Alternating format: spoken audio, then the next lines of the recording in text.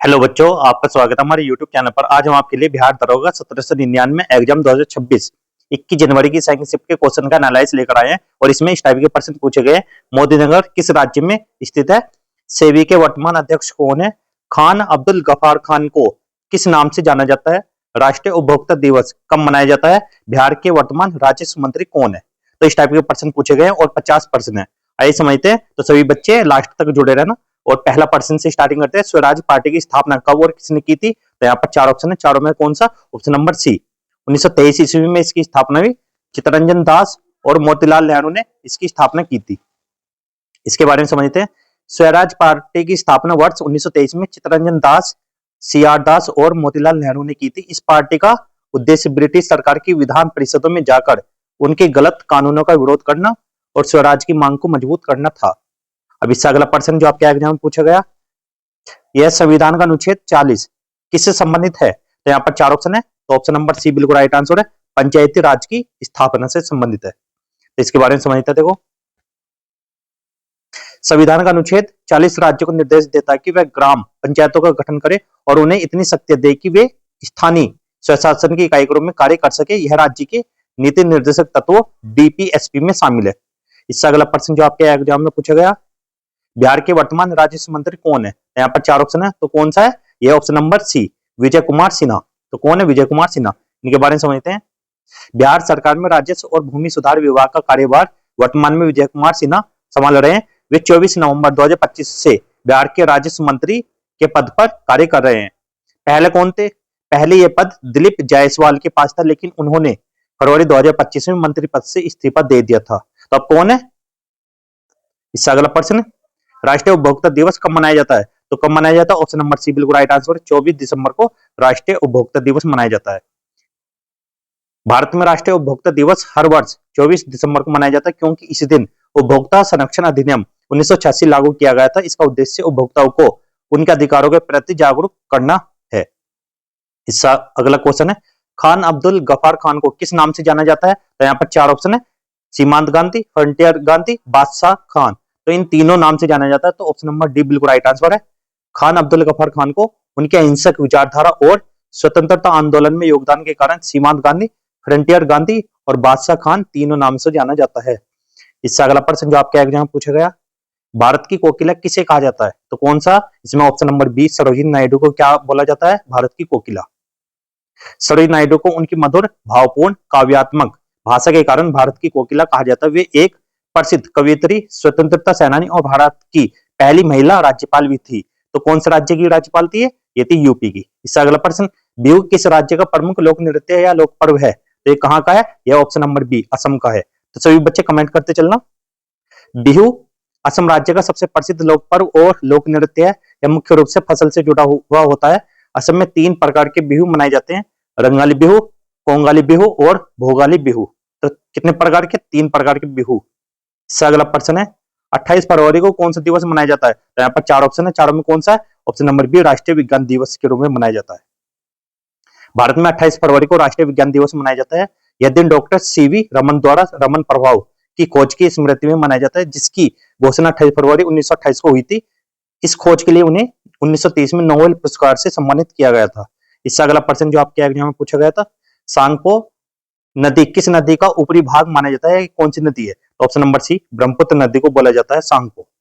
तो ये कहां पर बोला जाता है ये भी बताते हैं। देखो, तिब्बत में बहने वाली सांगपो, यह यारलुंग त्यांगपो नदी आगे चलकर भारत में प्रवेश करने पर ब्रह्मपुत्र कहलाती है। यह नदी तिब्बत के पठार से निकलकर अरुणाचल प्रदेश, असम और फिर बांग्लादेश की ओर बहती है। इससे अगला प्रश्न है, एनडीए का पूरा नाम क्या है? तो यहाँ पर ऑप्शन नंबर ए बिल्कुल राइट आंसर है, नेशनल डिफेंस अकेडमी। एनडीए का पूरा नाम है इंडियन नेशनल डिफेंस अकादमी। भारत की एक प्रमुख सैन्य प्रशिक्षण संस्था है, जहां से थल सेना, नौसेना और वायुसेना के अधिकारी प्रशिक्षण प्राप्त करते हैं।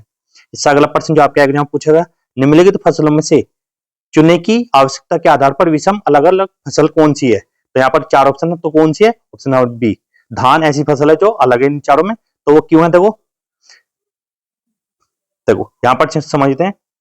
जो गेहूं और मक्का अपेक्षाकृत तटस्थ मिट्टी पसंद करते हैं, इसलिए अम्लीय मिट्टी में इनके लिए चूना उपयोगी होता है। धान जल भराव की स्थिति में उगाई जाती है और अम्लीय मिट्टी को अधिक सहन कर लेती है, इसलिए इसमें चूने की आवश्यकता अपेक्षाकृत कम होती है। तो भाई ये ध्यान रखना कौन सी है, तो ये जो गर्मियों में बोती है और ये सर्दी की फसल है। इससे अगला प्रश्न, भारत में चंपारण सत्याग्रह कब और किसके नेतृत्व में हुआ है, तो ये ऑप्शन नंबर कौन सा है, ये हुआ है option number B 1920 Mahatma Gandhi, नहीं सॉरी यहाँ पर ये ऑप्शन नंबर ए बिल्कुल राइट आंसर है। 1917 में महात्मा गांधी ने किया था भारत में चंपारण सत्याग्रह। चंपारण कहां पर, बिहार। यहाँ के किसानों पर बॉलीवुड प्लांटेशन नील के लिए जबरदस्ती की गई थी, जिसे टीन इंडिगो प्लांटेशन कहा जाता था। किसानों को अनाज और धन के बदले नील उगाना पड़ता था, जिससे वे कर्ज में फंस गए थे। नेता महात्मा गांधी ने यहाँ जाकर सत्याग्रह का मार्ग अपनाया और किसानों की समस्या को ब्रिटिश सरकार के सामने रखा। परिणाम, किसानों के लिए लागू अन्यायपूर्ण नियमों में सुधार हुआ और कई किसानों को राहत मिली। तो महत्व क्या हुआ यहाँ पर, चंपारण सत्याग्रह महात्मा गांधी का पहला सविस्तार सत्याग्रह था, जो भारतीय स्वतंत्रता संग्राम में अहिंसात्मक आंदोलन का आधार बना। इससे अगला प्रश्न जो आपके एग्जाम में पूछा गया, सरयू नदी को भारत में और किस नाम से जाना जाता है, तो यहाँ पर ऑप्शन नंबर बी घाघरा नदी के नाम से जाना जाता है। इसके बारे में समझते देखो, सरयू नदी जिसे नेपाल और भारत के कुछ हिस्सों में घाघरा नदी के नाम से जाना जाता है, यह हिमालय से निकलती है और उत्तराखंड एवं उत्तर प्रदेश से होकर बहती है, अतः यह गंगा नदी में मिलती है। इससे अगला प्रश्न, सेबी के वर्तमान अध्यक्ष कौन है, तो सेबी के वर्तमान अध्यक्ष कौन है, तुहिन कांत पांडे हैं, जिन्होंने फरवरी 2025 में कार्यभार संभाला और माधवीपुरी बुच की जगह ली, जो मार्च 2025-22 से अध्यक्ष थी। और सेबी की पहली महिला अध्यक्ष थी कौन, माधवीपुरी बुच। अब कौन है, अब तुहिन कांत पांडे। मोदीनगर किस राज्य में है, यह उत्तर प्रदेश राज्य के गाजियाबाद जिले में एक कस्बा भी है और नगर पालिका बोर्ड है। ये कहां पर है, ये नोएडा के पास है। इससे अगला प्रश्न, जातक कथाएं किससे संबंधित है, जातक कथाएं भगवान बुद्ध के पूर्व जन्मों से संबंधित है। बोधिसत्व की चर्चाओं या उनमें वर्णन है, अतः वे सभी प्राय उपदेशात्मक परंतु उनकी साहित्यिक रूप से निखरा हुआ है। इससे अगला प्रश्न जो आपके एग्जाम में पूछा गया, 2026 राष्ट्रमंडल खेलों की मेजबानी कौन कर रहा है, राष्ट्रमंडल खेलों 2026 की मेजबानी ग्लासगो स्कॉटलैंड करेगा, जो 23 जुलाई से 2 अगस्त 2026 तक आयोजित होंगे और इस बार खेलों का दायरा छोटा होगा। इससे अगला प्रश्न, राय नृत्य किस राज्य से संबंधित है, राय नृत्य संबंधित है, ये कौन से, ये option number B Madhya Pradesh से संबंधित है राय नृत्य। तो इसके बारे में समझते हैं। राय नृत्य मध्य प्रदेश का प्रसिद्ध लोक नृत्य है, विशेष रूप से बुंदेलखंड क्षेत्र में प्रचलित है। इस नृत्य में महिलाएं तेज ताल और लय के साथ भावपूर्ण ढंग से प्रस्तुति देती है, जो बुंदेली संस्कृति को दर्शाता है। इससे अगला प्रश्न है, घूमर नृत्य किस राज्य से संबंधित है, तो यहाँ पर है ऑप्शन नंबर बी बिल्कुल राइट आंसर है, राजस्थान से संबंधित है घूमर। इसमें क्या होता है, घूमर नृत्य राजस्थान का प्रसिद्ध पारंपरिक लोक नृत्य है। यह मुख्य रूप से महिला द्वारा रंग बिरंगी घाघरा पहनकर गोलाकार घूमते हुए किया जाता है। यह नृत्य राजस्थान की समृद्ध लोक संस्कृति और परंपराओं का प्रतीक माना जाता है। इससे अगला प्रश्न, अहमदाबाद मिल आंदोलन कब और किसी के नेतृत्व में हुआ, यह होता ऑप्शन नंबर ए 1918 में हुआ था, महात्मा गांधी के नेतृत्व में। अहमदाबाद गुजरात में, यहाँ की मिल मजदूरों की हालत बहुत खराब थी। मजदूरों का लंबा काम करने के बावजूद कम वेतन मिलता था और वे अत्याचार और शोषण झेल रहे थे। नेता कौन, तो महात्मा गांधी ने मजदूरों के हक के लिए आंदोलन का नेतृत्व किया। प्रमुख लक्ष्य क्या था यहाँ पर, मजदूरों का वेतन बढ़ाना, काम करने की उचित स्थिति सुनिश्चित करना, मजदूरों के अधिकारों की सुरक्षा। परिणाम, आंदोलन सफल रहा, मजदूरों के लिए बेहतर वेतन व कामकाजी स्थिति सुनिश्चित हुई। इससे अगला प्रश्न, खेड़ा आंदोलन कब और किसके नेतृत्व में हुआ, यह भी ऑप्शन नंबर ए 1918 में महात्मा गांधी के नेतृत्व में हुआ। खेड़ा गुजरात में किसानों पर अत्यधिक कर या टैक्स लगाया। साल भर की खराब फसल के बावजूद कर की अदायगी करना मुश्किल था, तो किसानों के विरोध और आंदोलन की स्थिति पैदा हुई। नेता महात्मा गांधी ने आंदोलन का नेतृत्व किया। मुख्य उद्देश्य किसानों से न्यायपूर्ण कर वसूली रोकना, किसानों के हक की रक्षा करना। और परिणाम क्या हुआ, ब्रिटिश सरकार ने कर की वसूली में मुलायम रवैया अपनाया। यह आंदोलन गांधी जी का हिंसात्मक सत्याग्रह का पहला सफल उदाहरण माना जाता है। तो एक और भी पूछा था, असहयोग आंदोलन भी पूछा गया था यहाँ पर, असहयोग आंदोलन। तो इस टाइप के क्वेश्चन पूछे गए थे।